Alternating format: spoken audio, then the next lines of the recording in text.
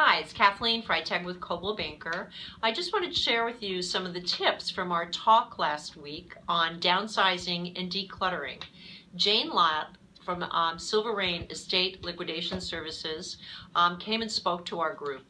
A little bit on Jane's background. Jane was a professional accountant for many years before she founded Silver Rain Estate Liquidation Services in 2009. She is accredited with the National Association of Professional Organizers and has done lots of coursework as well. So she comes with a lot of good experience as well as education and background. So some of the things we talked about and that she shared with us at the talk last week is to start small and start early. What I mean by that is even if you're not thinking about moving anytime in the immediate future, it's always good to start sooner. And it's usually good to start with what I call like low threshold rooms, something like a guest room or something like that, or your coat closet. Another good idea is to set a timer and just say, I'm just going to do this for 1 hour so it's not an overwhelming task. Another good idea is to enlist the help of friends or family members or a professional such as Jane. When I was selling my house of 28 years, my two sisters came over and spent several hours with me getting started, and it was extremely helpful to just get kick-started on preparing the home for sale. And deal with it head on. You know, again, you start early and start small. I think it'll break it down into little mini bite-sized pieces so you're not trying to eat an elephant all at one time. And ask yourself why you're keeping it. Is it that it has sentimental value, or is it something that you bought a dress when you were a size 2 and you're no longer a size 2 and you're hopeful that you're going to be able to get back into it? If it has sentimental value, you probably want to keep it. But be very selective in what you do keep. Just keep a few well-chosen items, shall I say.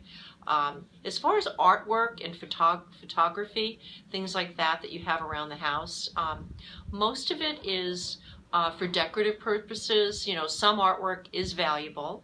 In that case, if it does have some value, you do want to get with a professional that can help appraise the artwork. But for most of it, it's just helping to fill our walls and make a nice, peaceful place or a charming environment to be in. So one tip is to take pictures and images of that artwork and other photos that you have, and you're able to then donate or dispose of those items, but you actually keep select ones on your hard drive on your computer. So I thought that was a really useful tip. Also, something came up was what has value and what doesn't have value, what's saleable and what's not saleable in today's market. And Jane spoke a lot about supply and demand, which we live in that kind of a free marketplace. Some of the things that have value and are sellable in today's market are guns and ammunition, silver and gold, certain kinds of jewelry, and also coin and stamp collections. Jane was sharing a story about someone that had a coin collection that they just went ahead and decided to donate to Goodwill, and it really had a lot of value. So just be careful with those kind of items.